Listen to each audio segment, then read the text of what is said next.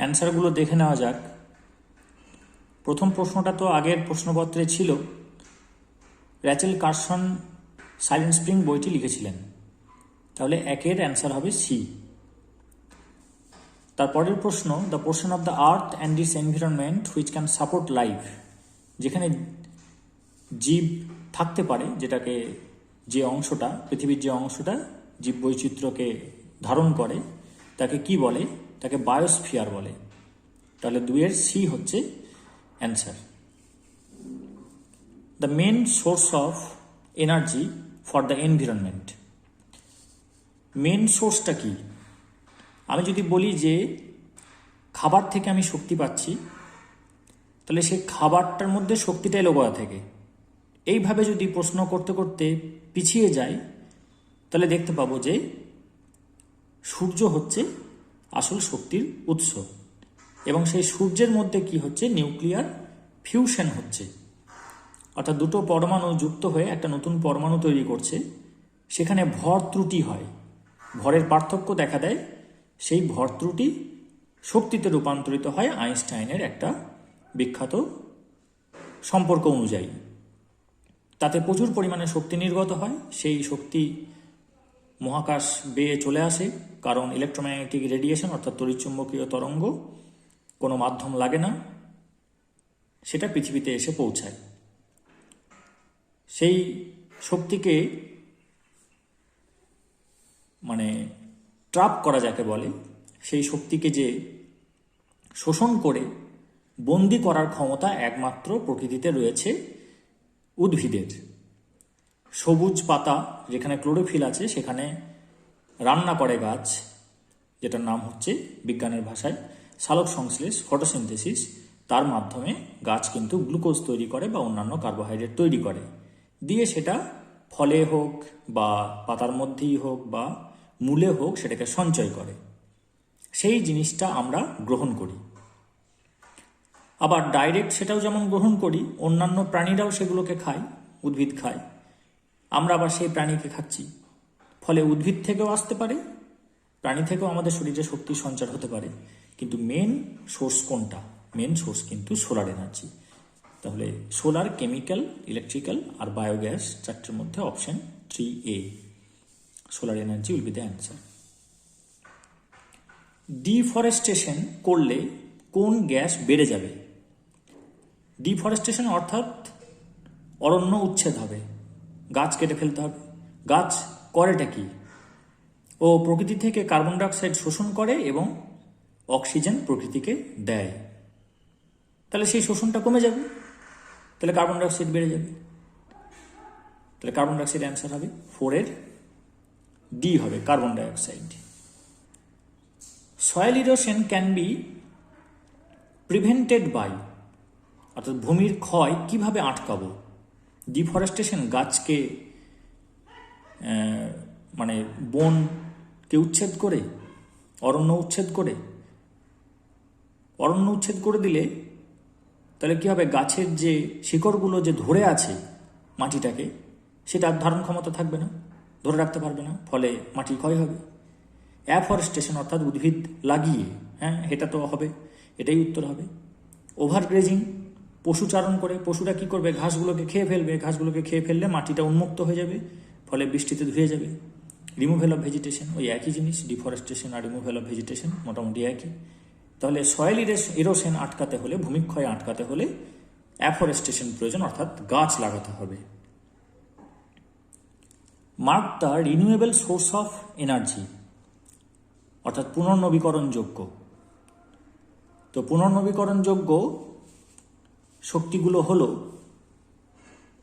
বাতাস, তারপর জলবিদ্যুৎ শক্তি, জিওথার্মাল অর্থাৎ ভূতাপ শক্তি, সোলার এনার্জি, এগুলো হচ্ছে পুনর্নবীকরণযোগ্য। তাহলে পেট্রোলিয়াম যেটা আছে সেটা ফসিল ফুয়েল, সেটা হবে না।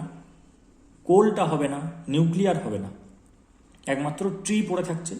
গাছ লাগাতে হবে এবং সেই গাছ যখন বয়স হয়ে যাবে তখন প্রয়োজনে তার ডালপালাগুলো ছেটে, বা যদি কোনো গাছ ঝড়ে পড়ে যায় তাহলে তার ডালপালাগুলো ছেটে আমরা চাইলে রান্না করতে পারি, বা সেখান থেকে অন্যান্য কাজও হবে, অর্থাৎ পাউরুটি কারখানাতেও আমরা ব্যবহার করতে পারি, বা অন্যান্য ছোটোখাটো টেম্পারেচার লাগে যে সমস্ত কারখানাতে, সেই টেম্পারেচার আমরা ক্রিয়েট করতে পারি। তাহলে mark the renewable source of energy, এখানে ট্রিটা হবে অ্যান্সার। 6D, বাতাসে যে জলীয় বাষ্প ঘুরে বেড়ায় তার নাম কি?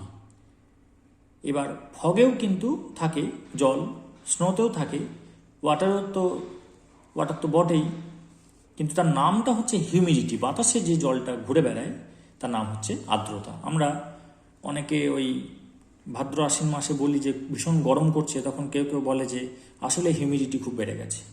তারা আদৌ বোঝে কিনা জানি না, কিন্তু এটা আমরা বলতে শুনি। তো সেই হিউমিডিটি এটা।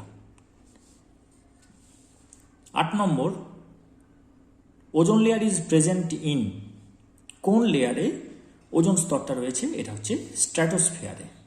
তাহলে 8-এর বি হচ্ছে অ্যান্সার।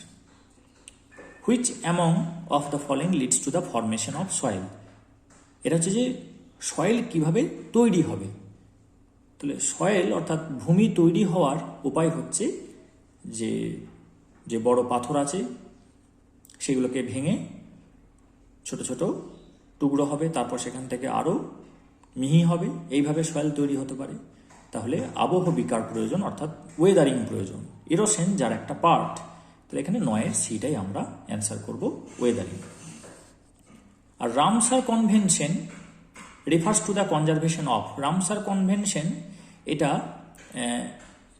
কনজার্ভ করা হয়েছিল ওয়েটল্যান্ডকে, অর্থাৎ জলাভূমি। এটাই রামসার কনভেনশনে এটা ঠিক হয়েছিল।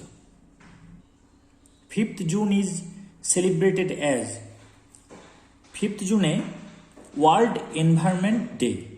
তাহলে ওয়ার্ল্ড এনভায়রনমেন্ট ডে হচ্ছে 5th জুন, এটা জানতে হবে, তাছাড়া হবে না।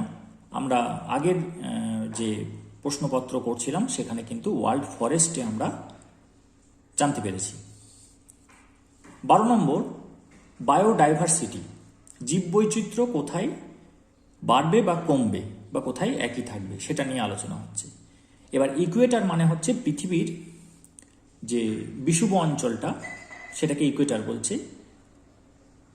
ওপরে নর্থ পোল, নিচে সাউথ পোল, সেই জায়গাগুলোতে রোদ সবচেয়ে কম পড়ে, সূর্যের আলো সবচেয়ে কম পৌঁছায়, কিন্তু ইকুয়েটারে পৌঁছায় সবচেয়ে বেশি গড়ে। তাহলে রোদ যেখানে বেশি পৌঁছাবে সেখানে সেই জায়গাটা বেশি গরম হবে। আর সমুদ্রও ইকুয়েটার অঞ্চলে প্রচুর আছে, তাহলে প্রচুর জল বাষ্পীভূত হবে, মেঘের সৃষ্টি করবে, সেই মেঘ থেকে বৃষ্টি হবে। তাহলে বৃষ্টিপাত বেশি হবে, গরমটাও মোটামুটি থাকবে, খুব ঠান্ডা থাকবে না। কোথায় এটা হয়? এটা হয় বিষুব অঞ্চলে। তাহলে বিষুব অঞ্চলে আমরা প্রচুর বৃষ্টিপাত দেখতে পাবো। তাহলে বৃষ্টিপাত থাকবে, সানলাইট থাকবে, কার্বন ডাইঅক্সাইড থাকবে, অক্সিজেন থাকবে, এই সমস্ত কিছু কি করে? একটা লাইফকে সাপোর্ট দেয়। তাহলে এই ব্যাপারটা সবচেয়ে বেশি ইকুয়েটারে, সেই জন্য বায়োডাইভার্সিটি সবচেয়ে বেশি ইকুয়েটার অঞ্চলে পাওয়া যায়, বিষুব অঞ্চলে বেশি পাওয়া যায়। তাহলে যত আমরা পোল থেকে টুয়ার্ডস ইকুয়েটার মুভ করব, তত কিন্তু আমরা বায়োডাইভার্সিটিকে বাড়তে দেখতে পাবো। So the answer will be 12A, it will increase towards the equator, 12A. 13 নম্বরে আছে মিনামাটা ডিজিজ। মিনামাটা ডিজিজ হচ্ছে, এটা জাপানে প্রথম লক্ষ্য করা গিয়েছিল। ওই ইন্ডাস্ট্রি থেকে যে বজ্র পদার্থগুলো বেরিয়ে আসে সেইগুলো সমুদ্রে মিশে যাচ্ছে, এবার সমুদ্রে মাছ সেগুলো খাচ্ছে, সেই মাছ আবার মানুষে খাচ্ছে, সেখান থেকে ওই হেভি মেটালটা ক্যারি ফরওয়ার্ড হয়ে যাচ্ছে, তারপর সেটা ক্ষতি হচ্ছে। যখন ধরা পড়লো তখন ওই ব্যাপারগুলো প্রিকশন নেওয়া হলো যেন সমুদ্রের জলে ওটা রিলিজ না হয়। তো মিনামাটা ডিজিজটা যেটা related to the heavy metal mercury, পারদের সঙ্গে সম্পর্কযুক্ত। পারদটা বায়োমিথাইলেশন হয়ে যায়, অর্থাৎ মিথাইল যুক্ত হয় কোথায়? সমুদ্রের জলে যাওয়ার পর সেটা মাছ যখন খায়, মাছের দেহে প্রবেশ করে, সেই মাছ যখন জাপানিরা খেত তখন ওই তাদের মধ্যে মিনামাটা ডিজিজটা প্রথম দেখা দেয়। তাহলে 13-এর A will be the answer. 14, which one is not a particulate pollutant, মানে কণা কোনটা নয়। কণার একটা সাইজ লিমিট আছে, তাহলে তাকে কণা বলবে। আর যদি মলিকিউল হয় তারটা কিন্তু একদম মলিকুলার লেভেলে, যেটা অ্যাংস্ট্রম অর্ডারে হবে সেটা হচ্ছে তার সাইজ।